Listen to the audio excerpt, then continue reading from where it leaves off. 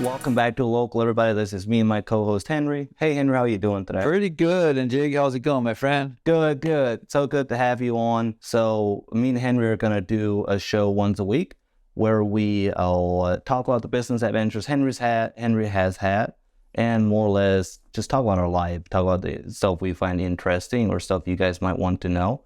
So what have you been getting into lately, Henry? So I've been doing roofing. So that's what I do. So I have my own roofing company. Been doing roofing for 20 plus years. And Wow. I'm getting into some coaching. Okay. So growing my company at the moment. So finding the right people, setting them in the right spot, putting them in the right place. Get a, culture change. Always working with different people. When you bring in different people, they gotta, be the ones to fit in. No doubt. So how do you find the right people to fit into your business? You just make a lot of mistakes. Okay. So you just hire and fire, or hire and they say it's not for me. So Okay. I think one of the things that is points to success of what I've been able to do was do like a personality profile. That's huge for me. So what kind of personality profile do you use? Kind of like DISC. I like the DISC one. So I'm actually an instructor for that, or a teacher. Yeah, trainer. Yeah. I'm certified. Oh, I don't know.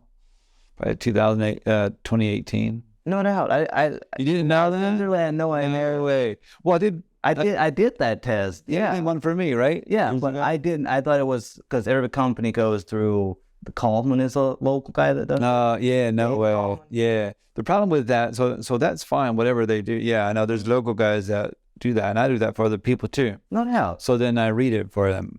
So I sell you a test you can do for your guys, whatever, and then I help you read their profile. Okay, so then that helps you tell them this guy would be a good fit for this or that, or he might get into an argument if he works with this guy, correct? Well, so I always like to look at it as we're wired a certain way. Okay.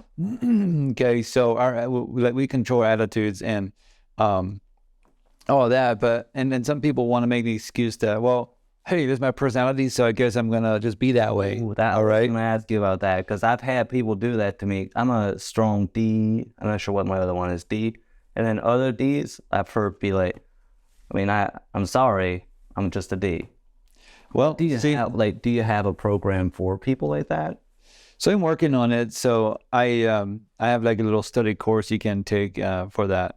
I like a little mini course, and I help you understand who you actually are, and it helps you like see other people who they are. But unless you take this course and you're really into it, it's just like a lot of other stuff. It's just like great, but then all of a sudden it's like not great. Okay. Because it's like too much learning. Okay.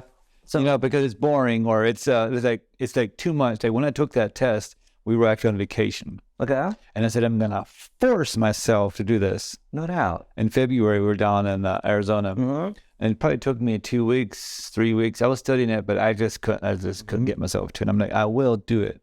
Okay. I've been studying it for some years, but I just went so far and then I would get bored. So is there a way to study something that makes it less boring? Because I have the same problem. Like I have probably 50 books at the house that I have read 3 chapters of. Is there a trick to get beyond that point? I like to read something. I'm not sure how to answer that, but kind of what I do is like how committed am I? Like sometimes you read the book and it's like, oh, it sounds interesting, but all of a sudden I'm losing interest. Okay. And it could be the writer. Okay. Or it could just not be relevant to your life at that. I see. So sometimes you have to skip a chapter. So go to different chapters and see if that would help. Because I read a book that talked about a lawyer's life, and for whatever reason, I read the entire thing in a week. And then I read a book about doing smart business stuff, and I got, I think, 2 chapters deep in the last 2 years. So what you're saying is, if it is relevant to your life, you will find it interesting, more or less. Yeah, more so. So what I like to do is I'll buy books on whatever I'm learning on right now.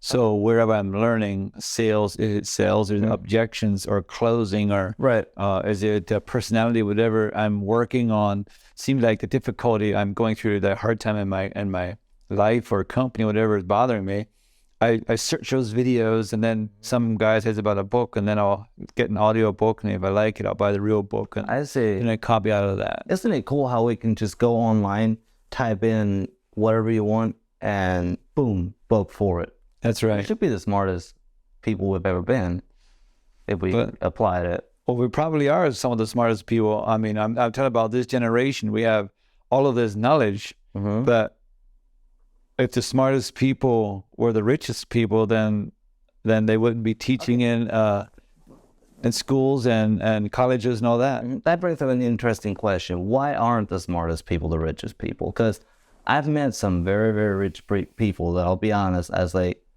you're not that smart. What's the difference between the two of them? Well, I think there's a big difference in some people and not so much in other. Because one thing is head knowledge, so we know this, but we never connected it with our heart. So we never got emotional about it. So they probably, let's say they are in roofing. You are. So you got emotionally connected to making this roofing business work. Well, I did. Like, I didn't want to fail for one, but failing was never like my identity or winning or whatever, like some people maybe. I just fight. Yeah, because I want to win. And I wasn't going to give up. And even though I didn't know what I know now, and I failed miserably, I thought in the beginning, and I had anxious moments. And yeah. Did you have moments where you thought you were going to lose your business? No, never. There were just moments when I just get anxious, or it used to be bad my first 5 years in business, and I thought, shoot, if the people quit on me, I'm out of business. Ooh, that'd be bad. So I had 3, 4, 5 guys. Before I sold my first company, I had 7 guys working for me then, and when I quit, I realized how hard it was for them to find another job. Actually, I sold the company to one of the guys working for me then, and I don't think he kept everybody, and to this day they still talk about me when they work for me. That's got to be a huge compliment. And when I talk with them about their companies, like we even talk now to this day, they'll ask me like if I'm still doing this or that. So certain things. Yeah. So in whatever way, shape, or form, you build a connection to your company for the people working there. Did you do that through money or by the way you were the boss? Like, which way did you? Because I've seen businesses do it with the way they talk to the employees, and I've seen businesses do it in, I'll give you $150,000 a year to show up and work.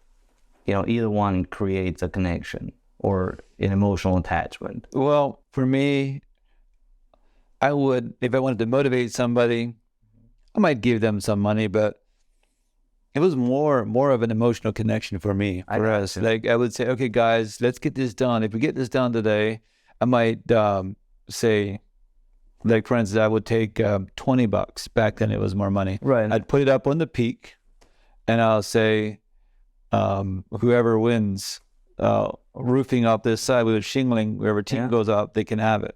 No doubt. That would have been fun. I mean, they were getting paid anyway, but at $20, $20 was $20. We're gonna get there anyways. It might as well just be me. And you said you started your business over 20 years ago, so 1999 is when I started. 5 years of being in, $20 was what equals about 60 right now.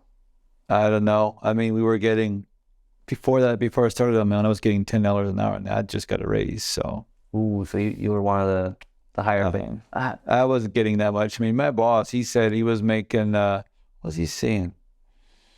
4,000. Was he making 4,000 a month or something like that? Profit or between 3,000 and 4,000 a month. He wanted to make money for himself as a boss, as a leader. Was he like, what level was his business? Was his business considered rich or poor? So again, like the single man, run my own company. Okay. So there was like 3 or 4 of us working at the time. I think mostly 3, but he wasn't very good with people. Oh, so he never. And so he would run people off the company. That's not good. It was. I learned from that, and I said I'll never be a boss like that. So it did me good, and I just used some of those moments for my own self. Like for instance, we would go into a house and we would do windows. Now, at one time, we had some roofing, some framing, but he also had a window company he had on the side. He was trying to grow that. And we'd be in a shop one day making windows, and the next 2 days we'd be installing the windows. Okay. And he'd pay us $30 a window to install the window. We could do maybe 4, 3 to 4. And if I did 4, I made $120. I go, dude, I'm making more that way than the $10 an hour.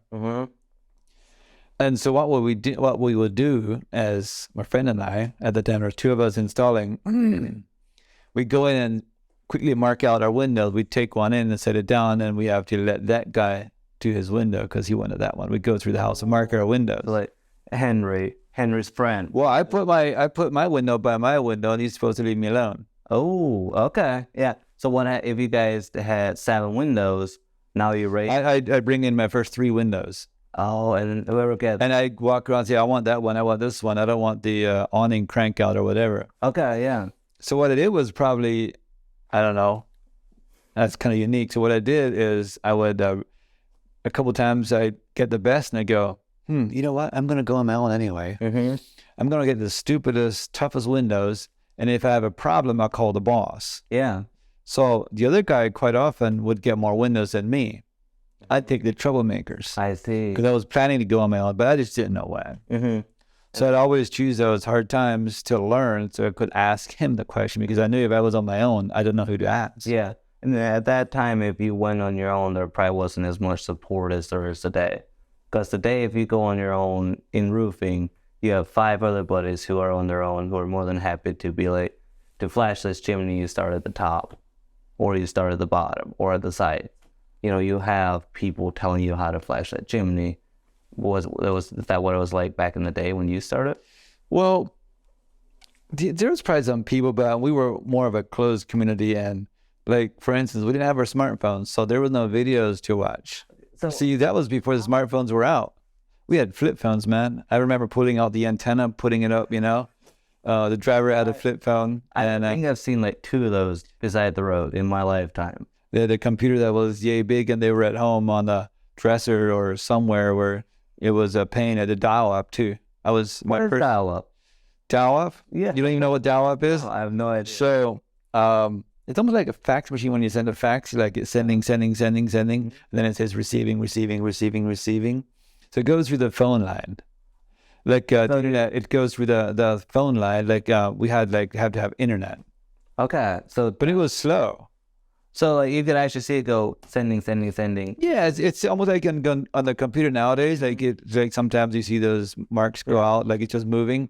Well, you could see it going out. It would say out, and then in, and it was download so slow, so you could see that window come down over the top, and it would choo. No doubt, because it was always slow. Just like poor internet right now, like when you can hardly wait. It's just like down. Except now, what it does, it just circles and you just sit there like. You say, forget it. We'll just get it later. And then you hit airplane mode a few times. It's still nothing. Okay, we're in bad service. But it's like, how did you guys get around though? Like, if let's say you want to go to New York, you don't know how to get to New York. So there was no GPSs. There were maps. We were map readers. So they had a paper map. I started my roofing company in Geneva, New York, there, the city, and I would have a map on my lap. And I would say, turn left, turn right, turn left. Okay, let's go straight here. Okay, Cherry Street's over here. We're going to go 2 more. Where are we now? Oak. Okay, next one should be Maple and then Cherry. And then I would memorize it. If finally I cut it so good, I would know my roads. And I always had a map on my chair on behind the driver's seat. I had a couple in the door maybe where I just pull out a map. No doubt. Yeah, there was no GPS. There was no GPS. And then you would call the homeowner and say, where did you say it was? Because some tried to give you instructions and it was just... Like go to the big red barn, turn left. At the big stone, you turn right. That was always a little bit tougher for me with directions. Because I've tried, the Schwarzenegger Amish still use maps. So I've tried reading a map. I can't find my own house on it, you know, and it should be pretty simple. I can pull up my smartphone and in about 3 seconds have it for you. Because the smartphone is, the maps are always up, so you get used to that. Yep. And when you're looking at a map, you have to, if you're going south, Right. You know if you're going left or right, like which way am I going? You have to visually imagine yourself going this way and then go that way. Let's see. Was it P right? Like my dad can look at it and like, here, this is, I'm like, what are you doing? So that's interesting though. And so do you think the technology has really helped businesses a lot as far as growing? Yeah, I think there's a lot of things that have been easier now since technology is here. And right now with the technology the way it is, it's going to be more and more easier. We can do more with less people. Okay. Question though, is that good in the long run? Doing more with less people in the long run, like there's a lot of AI stuff coming out. Is that going to be good for the people, or is that going to benefit a select few? I'm not sure. It could be both. I mean, I think of Uber drivers, and I don't know, like this AI, I think it's going to go too far, or it's going too far. But we've all said that in the generations in the past, our parents have said that. I'm very curious what Lawrence is 6 months old. When at my age, I'm curious what will he think of my opinions on his, because like my dad will like, the smartphones are going too far, but I'm like, no, they're not. They're very nice. Like nothing can happen on this.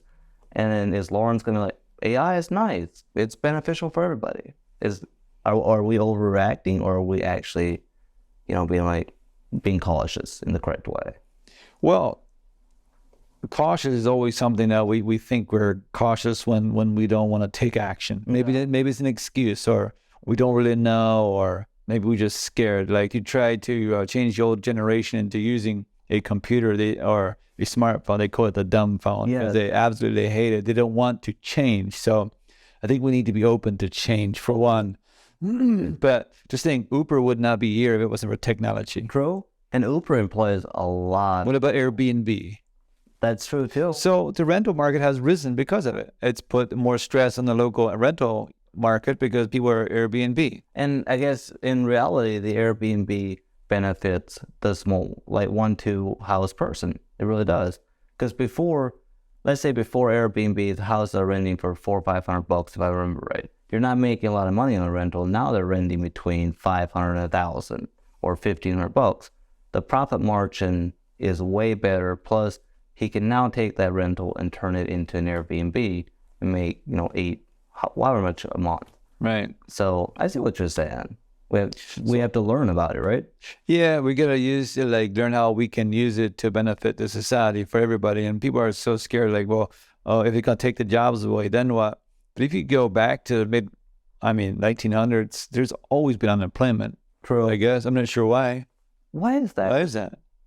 I think there's always work, because if you want to invent something, it's all the ideas have always been here. Henry Ford says it's just some people don't pick it up. Oh, that's interesting. Thomas Edison's ideas. It took him how long? A lot of tries to make the light bulb. 2,000 tries. 2,000 tries. He said he tried 2,000 ways and he figured out 2,000 ways that did not work. So he said it was an invention because he finally got it working. But for 2,000 ways he tried, it didn't work. But wasn't he? I believe. Like, if you look at the light bulb, the inventions he had tried before, he was not using simple enough ingredients. He was overcomplicating how it works. So maybe that's how we're looking at too much of life, is we're just overcomplicating it. Yeah, I think too many times we're trying to see it in our way of thinking and the way we've been programmed. And I always say, for instance, let's just kind of hop to the topic of computers. Okay. So a computer cannot do more than it was programmed to do. Right. And the programmer was a human mind. No doubt. So it can't be figured out. Of course, because somebody figured it out. But usually, I don't think one person can figure out everything on the computer. I've heard say you couldn't get the whole thing to work. I don't know if it's true or not, but you might be good at one part of the computer, the other guy might be good on the other. But it's come together a long way where now with technology we can do more. So find where you belong in that. We're all useful one way, shape, or form. Yeah. I don't know that much about a computer. I can make it. I think I know what I could probably go out and make some of the materials before it gets turned into a computer. How about selling a computer? I could sell a computer. You could? I'm pretty sure it could. Well, a computer's easy to sell. Has to be. Right? Maybe. I could go on Amazon, just buy it, the shop, add to cart. cart. You wouldn't have to wait on shipping, though. It'd be right here for you. There you go. People do that. So that's another thing. We're a very impatient society and instant gratification. So, and I think that has worked against us. I agree, because now, like, okay, as I was in the midst of the transition, I was about 5 years old when cell phones came out. So I kind of remember before cell phones, but like I remember people being slower, people being nicer. And then pre-COVID, I remember people being way nicer than what we are today as a society. And we're so impatient. Like, I ordered a dummy battery for the camera. It didn't arrive. It did arrive in 12 hours, but then I ordered a holder for a light. It didn't arrive in the 12 hours it said, and I wanted to go cancel my order right now because it's horrible. It showed up today, like, but because it wasn't right there, it just didn't work out. It made me upset. I think that happens for all of us. Like, for some reason we think that our inefficiencies creates an emergency on the other guy. Yeah, why is that? Like, just because I was 5 minutes late, why am I impatient of the guy in front of me? It's not his fault. Or like when we get roofs done, like, and we're always ordering our materials way ahead of time. Right. For the most part. But then there's some guys that they call us 3 in the afternoon and they want it done down there in the morning, or they want the shingles delivered first thing. Well, goodness sake, give us a little bit of time. So what is the roofing market right now? Like, how has it been stabilizing a little bit? Yeah, so the materials have really stabilized. The colors have come back. A lot of materials that were not available are available again. I just don't know how the labor market is going to stay in shape. I hear a lot of guys are looking for work. I get calls at least once a month. That's what I they want work. One of my other buddies that does roofing, he was like, right now, if you can't compete on labor, like as if you're a subgroup, it's like, if you're not willing to drop your prices, I don't have work for you. He's like, I have so many crews calling me, hey, give me a price. I'll go work. I need work. So that'll be interesting. Yeah, I've had a sub crew ask me for work, and they're higher than what I'm using. I go, well, here's my numbers. We've been paying. So he goes, well, I can't do it for that. I go, okay. So people are going to have to figure out how to go back and live off of that. But I think what's happening is because people needed a subcontractor so much, like last year and year and a half, that they raised their prices, or the subs did. They just said, well, I want more. Well, the owners, people that use subs, they wanted the guys, so bad. They said, I'll pay you. And they upped their numbers, some with the homeowner, or just took less.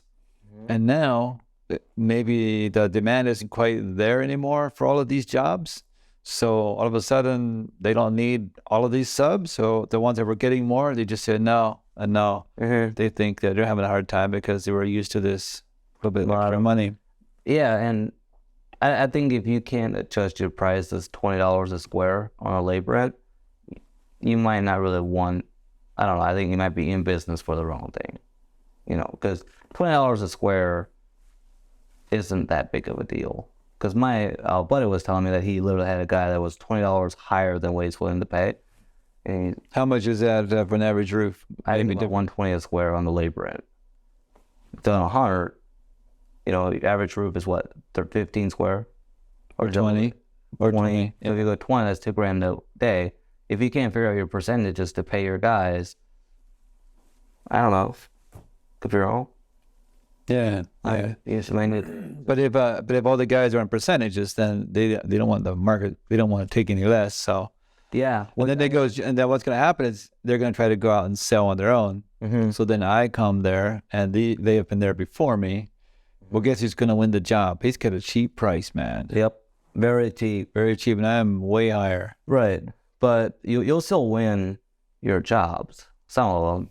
Well, a lot of them, because people want more value. Not that I'm not saying that they can add value, but for the startup companies, it's very hard because there's quite a few things that need to be in place, and if the homeowner doesn't see that, he doesn't trust them. Right. Like I think you made a video on your Facebook the other day talking about the difference between metal or shingle prices and broke it down. If you have somebody that's just low bidding, the homeowners are not going to know about that. Right. So how are you going to get good 5-star reviews if you're not explaining it in depth to the homeowner? Because you really have to do that. And like with all the technology that's out, if you don't have reviews, don't build a website. or promote your website. You have to have reviews because people will look at your website as a negative because you don't have reviews. At least that's what I do.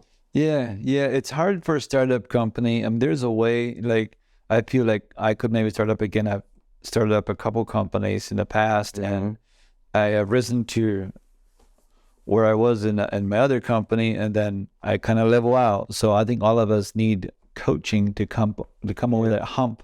And that's something you're big into, right? You do a lot of coaching. I am doing some coaching again. Okay. I am. But you personally take a lot of, you go to a lot of coaching classes, or you have a lot. Yeah, I've done. So I've heard this thing, Bob Proctor says, you should invest more or just as much in yourself and personal development as you do in your mortgage. Oh, wow. And I've done that the last 5 years. Nice. I have. So are you starting to see it pay off?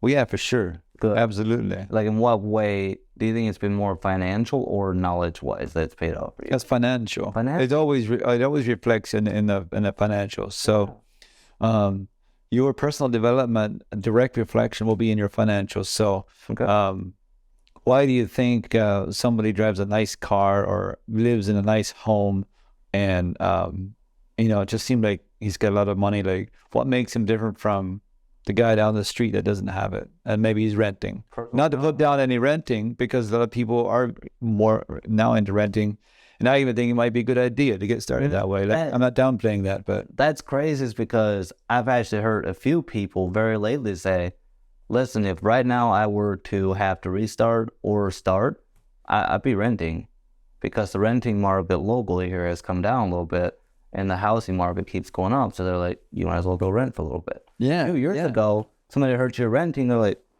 what are you doing? Get your life in order. Well, and then you know what? So now what's happening all across America, rents are going up like $1,200, I heard, on average. Wow. And people are actually renting over owning, though. Okay. As silly as that might sound, but they don't want the hassle of owning a property. Because now you can rent something decent for $1,200. Well, if the rents are going up, they're just going up. But the rental market is increasing, and people are renovating their homes to be nicer, putting out pools and. Right now, you can rent some very nice places. Yeah, and then they're cheaper than owning a house. Yep. And you don't have to have the hassle of fixing it up and everything. But how are the landlords still making money? That's always my question. Gotta go big. They have so many units. Their interest rate is so much lower than what my interest rate is if I go get finance. Maybe, but right now all of the property owners or the commercial market is taking a hit. Okay. And if they didn't have their ducks in a row before this crisis of interest rates going up, they are bleeding right now. There's a lot of them that are bleeding. And is the interest rate above 6.9 at the moment? Do you know? Last I know, it was like 7. Wow. And you can't even get like a term loan for less than 7, 7.5. There are some places that have like assumable loans, but the banks are very like leery, like who you are and have you done any apartments before, and do you know your market, and have you been like a general manager? Like, what do you know? So they're like very like backing off and giving people loans. Do you think this will bring forth a lot of hard money lending people? People who have money saved up will start financing houses for people? I'm not sure. I'm not sure about that. I've thought about because if the banks don't trust you or people, why would the hard money lenders? I don't know. And hard money lenders is like way higher. Right. But it's instant money always approved type deal. But if they go under, the problem is if they can't make enough money. Now you're in the hole a lot. So now you got a bank loan at 7% that keeps rising to 8%, and you got to get another loan. And what's happening now too is the banks say we got to have so much money in escrow. I see. And so now because of the interest rates going up, some of the properties they might have to have $150,000 in the escrow. You have to sit on that money to buy the property. No, while you're going forward, just renting. And now they put it up to $175,000 or $200,000. So you got to get money from somewhere else. You need to put it in the pot. They want to see it there because they're afraid that if something happens that you don't have the money. They can take that escrow. Well, they want to see you have a little bit of a cushion. Like, I don't look like a threat if I have a big cushion sitting here. I see. I didn't. So the economy isn't that strong at the moment, apparently. Banks are doing that. No. Yeah. What are you gonna do if the economy keeps crashing? Do you have any tips on how to survive? Always when the economy is retracting, as they call it, is an opportunity for others to expand. I think we need to be like a lean, mean roofing machine. That's what we always said. Yeah. So don't have too much debt. Okay, is one thing. If you can, like at this time, don't have too much debt. But then again, expand more than you have been. For instance, I wrote quite a huge contract for this year on billboards, more than ever before. And I'm committed to spending more money for advertising. I see. Instead of retracting, I'm expanding in that market ahead of my time before I even have the money. Because people will always need insurance roofs. There will still always be roofs out. Well, correct me if I'm wrong, but what will change is a lot of these small businesses are no longer here, right? Right. That's the theory, correct? Well, yeah, what's happening is, so if you have, let's say you have a debt load, and then you're out roofing, you're out doing your job, whatever, but all of a sudden your debt keeps rising up, you got to make more money. And what we just spoke about, paying them top dollar, and then now they got to take less. So they have to figure out how they're going to survive. They're going to have to sell that one truck. I see. Then they won't get the full value because of the situation. So now they're taking a hit on the truck. They might be able to write it off even, Steven, or maybe not. And that could be their way out. And then they might have to buy another truck where they're going to have problems because it's not such a good of a truck. And then so as they get their debt down, it's just going backwards. Like we should always, one thing Bob Proctor, and I keep mentioning his name, he's been such a good inspiration to me. He says, try to find out a way how you can increase your income and not just cut expenses, but if you can do both ends, is where you really increase it. So maybe cut down some expenses, but increase your cash flow. My boss talks about, that's his motto is, and I know that he heard it from Bob Proctor, but that is his motto is, I want to cut down my expenses, but I want to increase my income. So if I cut out my expenses $200, I want to increase my income by $200, for whatever time period he has, because it's like now I'm doubling to getting to the place. So it's like every time I want to gain money, I try and cut some out and put it towards something that makes myself money. And it's worked very, very well for him. Yeah.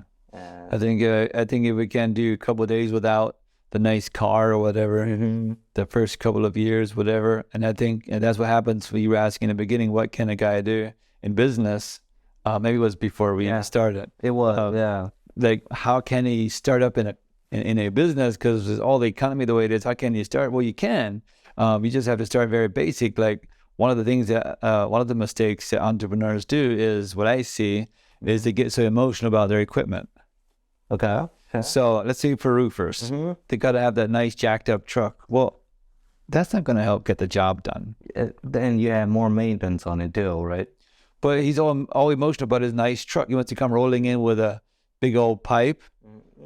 And then the homeowners, they look at it and they go, okay, whatever. I mean, what are you guys high on? I've heard stories like that. I'm not making it up.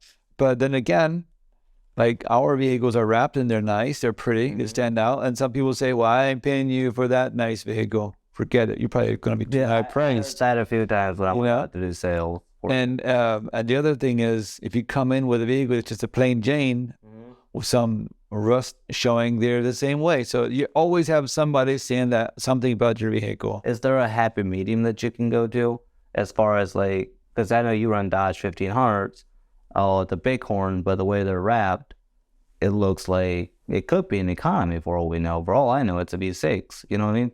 Is that your way of kind of falling in the middle? You're not showing up in a rust bucket, but you're also not showing up in the limited.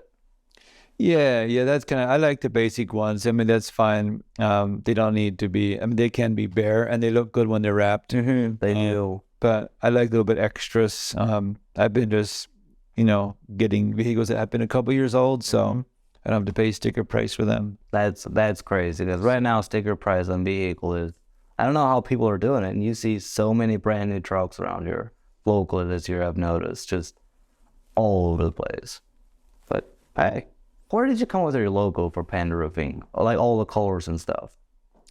Well, interesting. I copied the logo from another Panda franchise. It was the Panda The restaurant, Panda restaurant. Yep. I seen that bear one time. I go, that could be my logo. And I wanted something with a sunset that I used to have. I had a company I sold before that had a nice sunset background. Mm-hmm. And so when I seen that panda, I go, we're going to make this work. And I kind of took a bunch of ideas and just put it together. And I'm telling you, the first logos that people were working on for me were terrible. So did you end up finding somebody you really liked for that? Yeah, but it was a blend. Like it started and then it moved and it transitioned and it moved and I had different people working on it. And one time it came out with just like a surprise, like, dude, you guys really made that look nice. In the future, you need to use Jose. You get to right every time. All right. Yeah, we'll do that. Right. So that's, and then you said you had a roofing company previously.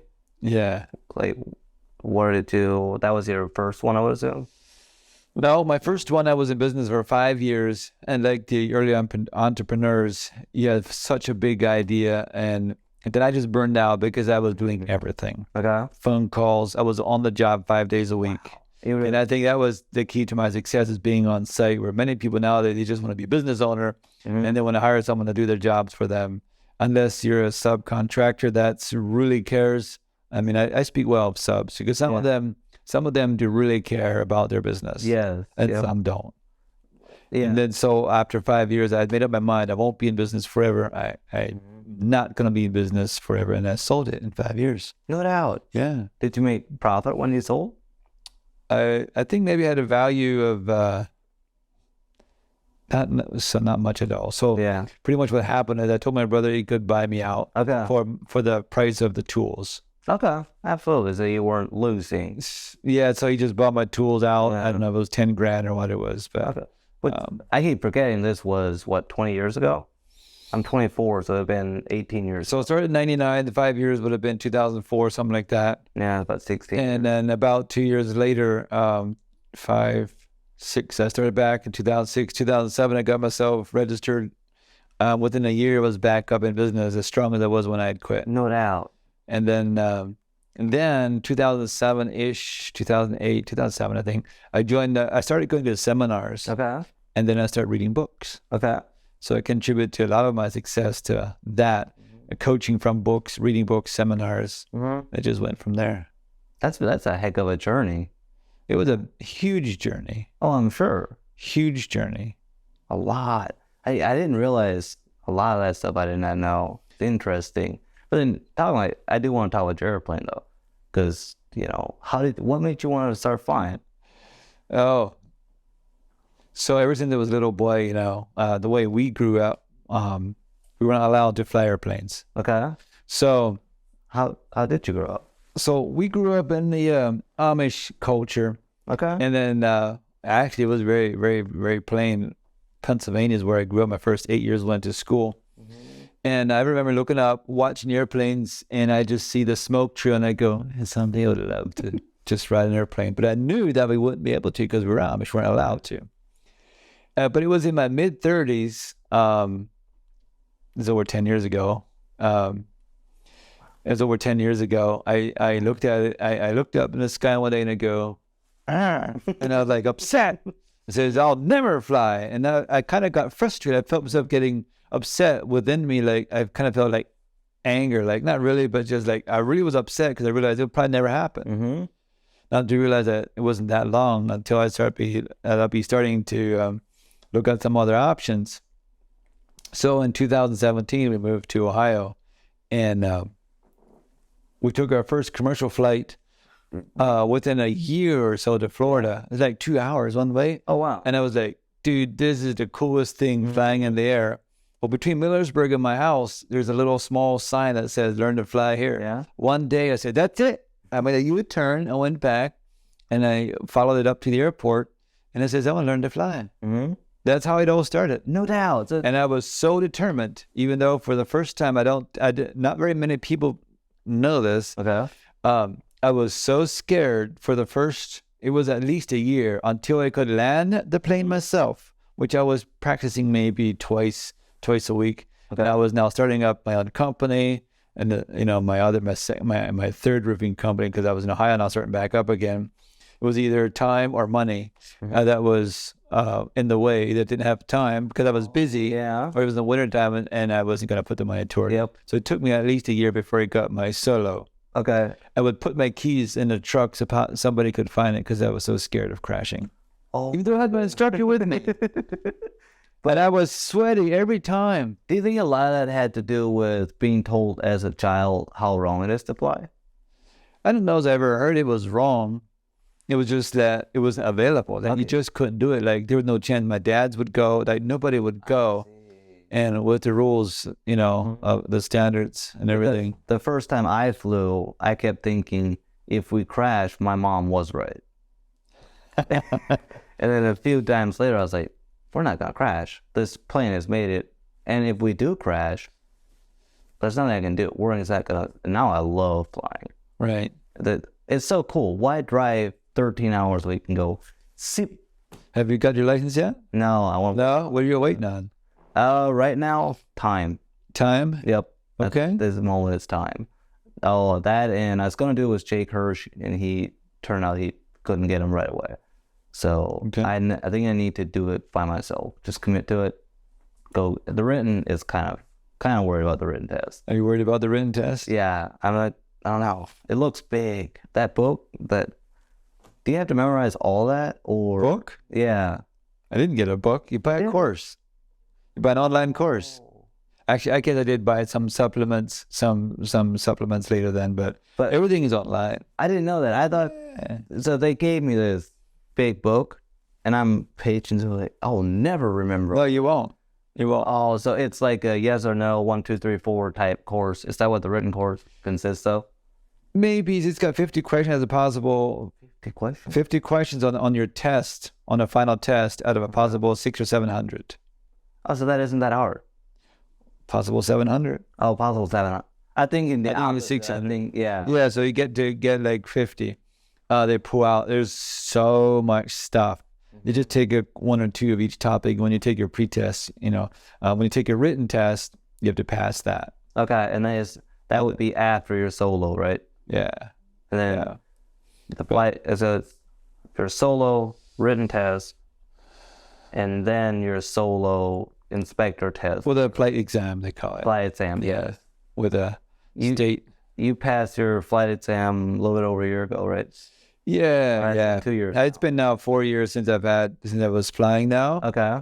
So I got my instrument, and that was just as hard. What I think. Yeah. That probably didn't take quite as long. Okay. I could have done it sooner. I remember you were taking your instrument while I was working for you, but you had a lot of stuff going on all the time. Yeah, it seems like it was working, and I get so stressed out, even to this day. I can go fly when I'm like, oh man, this is hard. Like, what's the day gonna do to me? Everything's going wrong. People are after me, whatever, if they are. I can go fly, and it's just like, and even in training, even when I train, it's like so exhilarating. Now, I'm sure that my tiredness has probably affected my ability to learn faster. Because I remember you talking to me about, I think it's midway through instrument, you were like, I think you had to take a short break because whatever you were trying to learn, it just was not, it wouldn't stick. Because I remember when we were talking, you went, frustrated because it was not, what's the instructor's name was it Bob? Because I remember you used to say instructor, it was Bob, right? Oh, no, I don't think so. A guy, Forget his name. The older guy that you always flew with. The first one or the second one? I guess Probably the second one because my flight instructor for the instrument was different. Okay. If it was a flight, it was instruments. Yeah. You used to say instructor, whatever his name was, set this, I have to remember this. It doesn't stick. And then you took time off, and very shortly after, I seen on your Facebook, passed my instrument. You know what's funny is he said one time to me, do you have dyslexia? I said, I have no idea. And I was flying, trying to do my thing and but people don't know is you have to wear these foggles, like sunglasses. Okay. So you can't see out the front. they're all steamed up, but then on the very bottom you can see clearly, but it's just so that you kind of have to raise your nose a little bit maybe till you can see the dash to help you keep from looking outside and cheating, because it's very hard when you're not oriented with the outside. And I says, I don't know. I mean, I do this by one hand because my plane's got a one stick shift for everything. And he goes, yeah, we do. Yeah, you do. I know you do. So we'll work through that. That's okay. And I'm like, okay. And nobody ever told me that I have dyslexia, ever. What is dyslexia? So I think it's our disability to stay focused on the one thing. It's hard to focus on the now. Okay. Maybe we're thinking something else. Okay.